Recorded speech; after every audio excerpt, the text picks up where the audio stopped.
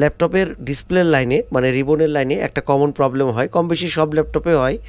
তো আজকের ভিডিওতে আপনাদেরকে দেখাবো যে এই যে ল্যাপটপটা দেখেন সাদা হয়ে আছে, এটা কিভাবে আপনারা খুব সহজে, খুবই সিম্পল ট্রিক্স, আপনারা এটাকে সলভ করে ফেলতে পারেন। মানে অন করলে আপনার কি হবে, এরকম সাদা হোয়াইট স্ক্রিন হয়ে থাকবে অথবা ব্ল্যাক স্ক্রিন হয়ে থাকতে পারে। আপনি অন করছেন, এক্সট্রাতে দেখতেছেন ডিসপ্লে আসতেছে, এক্সট্রাতে যখন আপনি ভিজিএ অথবা এইচডিএমআই পোর্টে আপনি কানেকশান দিবেন যে কোনো কেবল দিয়ে, এরকম কেবল দিয়ে যখন কানেকশান করবেন তখন এক্সট্রা মনিটরে আপনি দেখতে পাবেন। কিন্তু আপনার কি হবে যে এইটাতে আপনি অন করছেন, হয় ডিসপ্লেটা সাদা আসতেছে নাহলে ব্ল্যাক আসতেছে। চাইলে আপনারাও এটা সলভ করতে পারেন, আজকের ভিডিওতে সেটাই দেখাই দেব। আপনারা দেখবেন হচ্ছে রিবনের এই জায়গাতে একটা সুইচ আছে। আচ্ছা, আমি আগে এটাকে ঠিক করে দেখাই যে এটা কি হচ্ছে। এখন তো সাদা হয়ে আছে, আমি জাস্ট এটা কি করব, একটা লাইন শর্ট করব। তো ওখানে থাকুক, লাইন শর্ট করলে দেখেন আপনারা ডিসপ্লেটা দেখতে পাচ্ছেন। আমি হাতটা সরাই নিলাম, তো আমি আবারও লাইনটা শর্ট করতেছি। আমি কি করতেছি এটা আমি আপনাদেরকে বুঝাই দেবো ভিডিওতে। তো ভিডিওটা যদি ভালো লাগে তাহলে অবশ্যই লাইক দিবেন। তো দেখেন display boot device not found, মানে যেহেতু হার্ড ডিস্ক নাই সেজন্য এটা বলতেছে, তার মানে ডিসপ্লে চলে আসতেছে। আবার হাতটা সরাই নিলে হোয়াইট হয়ে যাচ্ছে। এইটা আপনারা সলভ করবেন দেখে, প্রবলেম বুঝে যে হ্যাঁ এরকম আছে, এই জায়গাটা আপনারা চেক করবেন। কোন জায়গাটা চেক করবেন আসেন সেই জায়গাটাই আপনাদেরকে এখন দেখাবো। তো এটা হলো ডিসপ্লের লাইন, এখানে লেখা আছে এলভিডিএস। তো এটা হলো ডিসপ্লের যে রিবন, সেই রিবনের সকেট। আচ্ছা, এখানে আমি একটা কথা বলে নিই এই সুযোগে। এর আগে আমি এই বিষয়টা নিয়ে একটা ভিডিও করছিলাম, তো সেখানে কয়েকটা ভাই কমেন্ট করছিলেন যে এটা প্রায় 10 বছর আগ থেকে উনি করেন। ভাই আপনারা জানেন, যারা জানেন তারা তো অবশ্যই আপনারা এই ভিডিওটা স্কিপ করবেন, কিন্তু সব ভাইরা কিন্তু জানে না এই বিষয়টা। যারা জানে না তাদের জন্য আমার করা, যে এই ভিডিও দেখে যদি কোনো কিছু শিখতে পারে তাহলে সেটাই আমার এই ভিডিও করার সার্থকতা। প্রত্যেকটা এরকম রিবনের সকেটের পাশে কম বেশি আপনারা এইটা পাবেন। এখানে দেখেন লেখা আছে U501 501, এই যেখানে লেখা আছে U501। তো এইটা হলো অ্যাকচুয়ালি একটা সুইচ হিসাবে কাজ করে। তো এটা কী রকম সুইচ এখান থেকে আমি আপনাদেরকে দেখাই। এটা হচ্ছে দেখেন এক পাশে লেখা আছে এলসিডি ভিডিডি, এক পাশে 5 নম্বরে লেখা আছে ইন 5-এ লেখা আছে P3V3S মানে 3.3 ভোল্ট, এটা ইন হবে, এবং আউট লেখা আছে 1 এবং 1-এ এটা সুইচ, এটা এলসিডি ভিডিডি নামে। এটা কোথায় যাবে, এটা রিবনের লাইনে যাবে। আপনারা এই জায়গাটাকে দেখে নেন, তারপর আমি আবার মাদারবোর্ড থেকে বুঝাই দিচ্ছি। তিনি আছে পিসিএস মানে এলসিডি ভিডিডি অ্যানাবল, এটা চিপসেট থেকে আসবে। তো এই যে বিষয়টা, মানে 5 নাম্বার পিনে 3.3 আসবে এবং 1 নাম্বার পিনে সেই 3.3 ভোল্টটা আউটপুট হবে।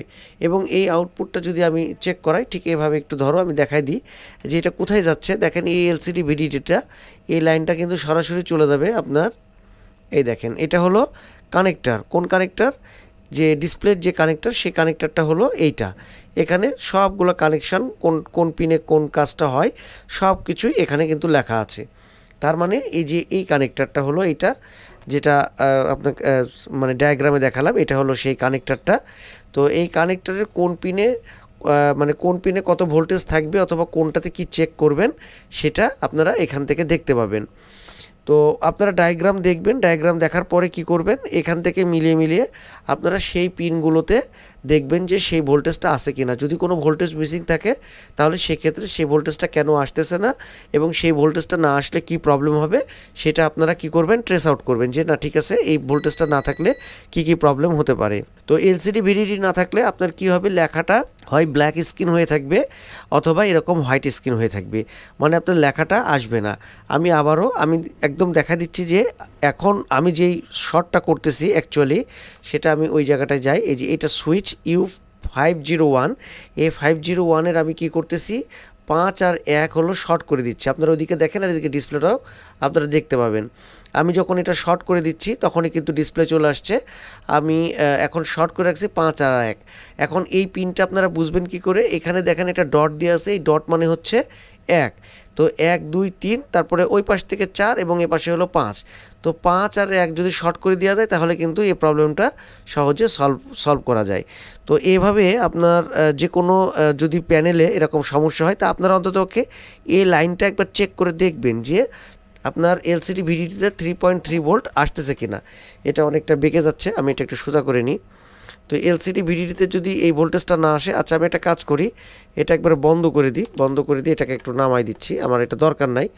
এই লাইনটা আমি খুলে দিচ্ছি, লাইনটা খুলে আমি আপনাদেরকে একটু এই জায়গাটা দেখা দেবো। আমি রিবনের এই ডিসপ্লেটা খুলে দিলাম, তো এটাকে আমি একটু সাইডে রাখতেছি। তো এই সুইচটা যখন আপনারা চেক দিবেন তখন কিভাবে দিবেন, আপনারা ভোল্টেজটা চেক করবেন। আমি ডিসপ্লে প্যানেলটা সরাই দিলাম, কারণ ওটা থাকার দরকার নাই। আমি মাদারবোর্ডটা এখন অন করব। তো মাদারবোর্ড অন করব কিভাবে, আমরা ডায়োড মোডে রেখে আমরা কি করব, রেড প্রপটা গ্রাউন্ডে দিয়ে আমরা অন করব। যে ভাইরা জানেন তারা ভিডিওটা স্কিপ করবেন, আর যারা হয়তো এই বিষয়টা একেবারে ধারণা নাই, এটা জানতেন না, তাদের জন্যই করা। আমি এর আগে করে আসলে প্রশ্নের সম্মুখীন হয়েছি যে ভাই আমি তো এটা 10 বছর আগ থেকে করি। 10 বছর আগ থেকে করেন, কিন্তু আপনি তো নলেজ শেয়ার করেননি ভাই কারোর সাথে। আমি তো চেষ্টা করছি যে কাউকে জানানোর জন্য যেন আমার এই ভিডিওটা দেখে আর এক ভাই শিখতে পারে। তো ভোল্টেজটাতে ভোল্টেজ মোডে দেব, ভোল্টেজে দিয়ে আপনারা 5 নাম্বার পিনে এবার চেক দেন যে পাসের অবস্থাটা কি। তো আমরা এখন, আচ্ছা আমি ওইখান থেকে ক্যামেরাতে দেখাই, তাহলে আপনারা বড় দেখতে পাবেন। হ্যাঁ, এই 5-এ আমরা দেখব, এটা 5 নাম্বার পিন যেটা বলছিলাম। তো 5-এ এখন হচ্ছে আমাদের কি আছে, 5-এ 3 ভোল্ট আছে। তো এটা হলো ইন, যেটা বলছিলাম 3 ভোল্ট হবে হচ্ছে ইন, এবং এই 3 ভোল্টটা কোথায় যাবে, আউট হবে। কত নাম্বার পিনে, 1 নাম্বার পিনে আউট হবে। দেখেন 1 নাম্বার পিনে আউট নাই। তো এই সুইচটার কোনো না একটা কোনো প্রবলেম আছে, ইন্টারনালি এর স্ট্রাকচারের প্রবলেম হতে পারে, অথবা অ্যানাবল আছে কিনা সেটা চেক করতে হবে। তো আপনারা এরকম প্রবলেম হলে একবার অন্ততপক্ষে চেক করে দেখবেন যে এটার কি অবস্থা। অ্যানাবলটা আমরা দেখি যে অ্যানাবলটা আসতেছে কিনা। তো অ্যানাবলটা কিন্তু আছে, এটা আমি এখন 3 নাম্বার পিনে প্রপটা রাখছি, অ্যানাবলটা পাচ্ছি 3.3 ভোল্ট, ইনপুট আছে কিন্তু আউটপুট নাই। তো সুইচটা প্রবলেম, আপনার কিচ্ছু করতে হবে না, আপনি 5 আর 1 জাম্পার দিয়ে আপনি শর্ট করে দেন, তাহলে সেক্ষেত্রে আপনার কি ডিসপ্লে এটা সমাধান হয়ে যাবে। তো এইভাবে আপনারা যে কোনো ল্যাপটপের যদি হোয়াইট স্ক্রিন অথবা ব্ল্যাক স্ক্রিন হয়, তাহলে সেক্ষেত্রে ডিসপ্লেটা আরেকবার নিয়ে আসো, আমি আরেকবার ডিসপ্লেটা দেখাই দিই। তো আপনারা এইভাবে জাস্ট ডায়াগ্রামে কি করবেন, ডায়াগ্রামে আপনারা এইভাবে দেখবেন যে কোন জায়গায় এই সুইচটা আছে, এলসিডি ভিডিডির লাইন। তো ল্যাপটপটা অন হয়েছে এবং হোয়াইট স্ক্রিন হয়ে গেছে। তো এখন আমরা কি করব, এখন আমরা 5 আর 1 আমরা জাস্ট শর্ট করে দেব, শর্ট করে দিয়ে আমরা দেখব যে আমাদের ডিসপ্লেটা আবারও আসছে কিনা। তো খুবই সিম্পল ট্রিক্স, দেখেন একটা ল্যাপটপের এই ধরনের প্রবলেম কিন্তু হতেই পারে, ছোট্ট একটা প্রবলেম, এটা যে কোনো ল্যাপটপে হতে পারে। আর এই শর্ট করার সময় একটু সতর্কভাবে করবেন, এই কারণে করবেন, দেখেন মানে আপনার 2 নাম্বার পিন, যেটা 2 নাম্বার পিনটা কিন্তু গ্রাউন্ড পিন, অতএব কোনো কারণবশত 1 এবং 2 অথবা আপনার 3 এবং 2, মানে 2-এর সাথে যদি কোনো কারণে শর্ট হয়ে যায়, তাহলে কিন্তু আপনার কি হবে, আপনার সার্কিটে ল্যাপটপের মাদারবোর্ডে কিন্তু সমস্যা হতে পারে। সেজন্য শর্ট করার সময় খুব সাবধানে আপনারা শর্টটা করবেন। যাই হোক, আজকে দোকানে অনেক কাস্টমার ছিল, তো গলায় প্রবলেম হয়েছে কথা বলতে বলতে, তো হয়তো কথা বলতে একটু অসুবিধা হচ্ছে। তো আমি চেষ্টা করলাম আপনাদেরকে জাস্ট এই ইনফরমেশনটা দেওয়ার জন্য যে ল্যাপটপের এই ধরনের প্রবলেম হলে আপনারা এইভাবে এলসিডি ভিডিডি লাইনে কাজ করে আপনারা সলভ করতে পারেন। তো আজকের ভিডিও এতটুকুই, কেমন লাগলো, যদি ভালো লাগে অবশ্যই একটা লাইক দিয়ে দেবেন। আর আমাদের এই ছোট্ট চ্যানেলে যদি আপনারা নতুন হয়ে থাকেন, আজকেই যদি ভিজিট করে থাকেন, তাহলে অবশ্যই চ্যানেলটা সাবস্ক্রাইব করে আমাদের পাশে থাকবেন। তো সবাইকে ধন্যবাদ জানিয়ে আজকের মতো ভিডিও এখানে শেষ করছি। আল্লাহ হাফেজ, আসসালামু আলাইকুম।